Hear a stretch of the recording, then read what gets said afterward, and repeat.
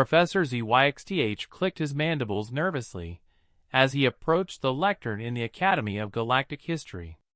Today's lesson would be difficult, perhaps the most challenging topic in the curriculum. The amphitheater was packed with students from across the galaxy. Crystalline Vortak, gaseous nebulites contained in their environmental suits, towering Krellian giants, and dozens of other species, all eager to learn about the infamous human war prohibition. Today, we discuss why humans are the only species in galactic history to be permanently banned from participating in interstellar conflicts. Professor ZYXTH began, his translator rendering his words into 100 different languages simultaneously. A young Vortak student's form shimmered with curiosity. Professor, we've studied human physiology. They're not the strongest, fastest, or most intelligent species. Their technology is adequate but not exceptional. Why would they be banned? ZYXTH had taught this course for 40 cycles, and this question always came first. An excellent inquiry, Crystal. Who can tell me the official reason humans were banned from galactic warfare? Several appendages, tentacles, and energy fields shot up around the amphitheater. ZYXTH nodded toward a nebulite student whose gaseous form swirled with excitement. The Treaty of Proxima states that humans violated the galactic rules of engagement through excessive brutality and refusal to acknowledge surrender protocols, the student said, their voice a harmonic whisper.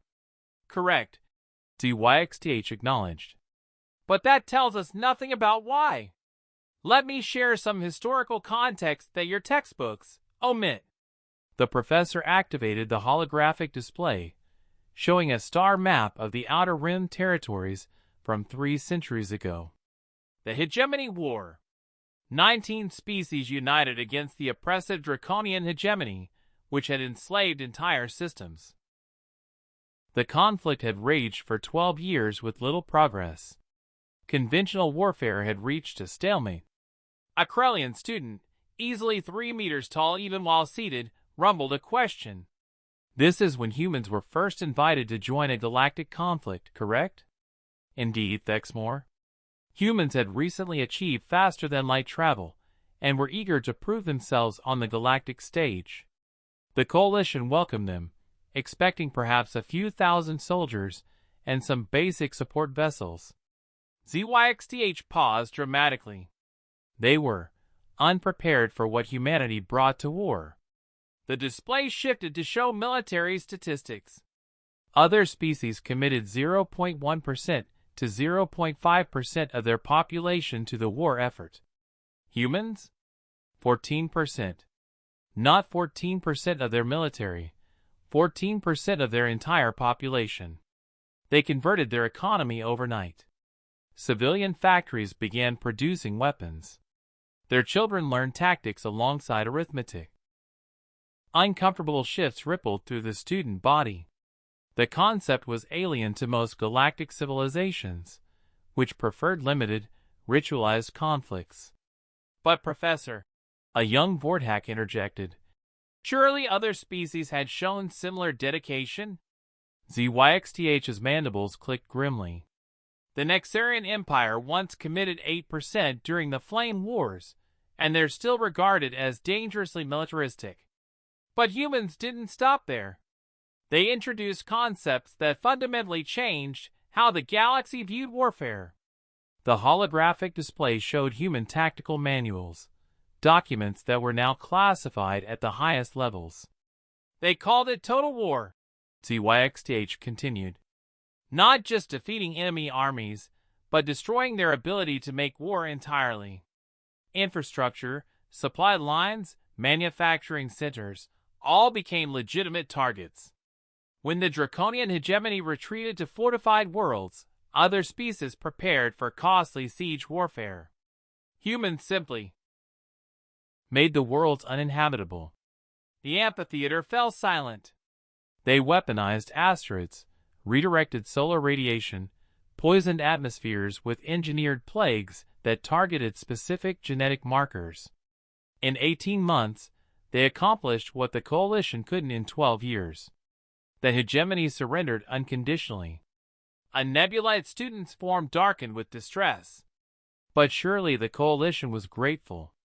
ZYXTH's expression grew somber.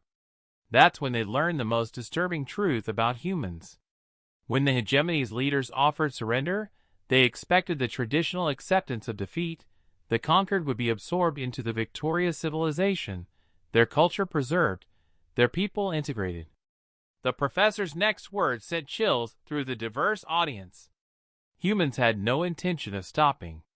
Their concept of war wasn't about conquest or dominance. It was about elimination. They wanted to ensure their enemies could never threaten anyone again. Ever.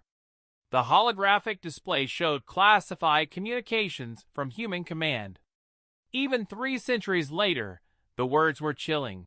A job half finished is a job that will need doing again. The coalition intervened before humans could carry out what they termed species-level pacification. ZYXTH continued. The Draconians survived, barely. But the galaxy learned something that day. Humans don't fight wars to win territory or resources. They fight wars to end them. Permanently. A young Krellian student, voice trembling, asked the question that haunted galactic military academies. Professor, what would happen if humans were ever threatened with extinction themselves? Professor ZYXTH was quiet for a long moment. When he spoke, his voice carried the weight of 3 centuries of galactic nightmares. Student Thexmore, that scenario is precisely why the human war prohibition exists. The galaxy learned that there are some species too dangerous to unleash. Even on your enemies. Humans don't fight wars, they fight extinctions. And they're very, very good at it. The amphitheater remained silent long after the lecture ended.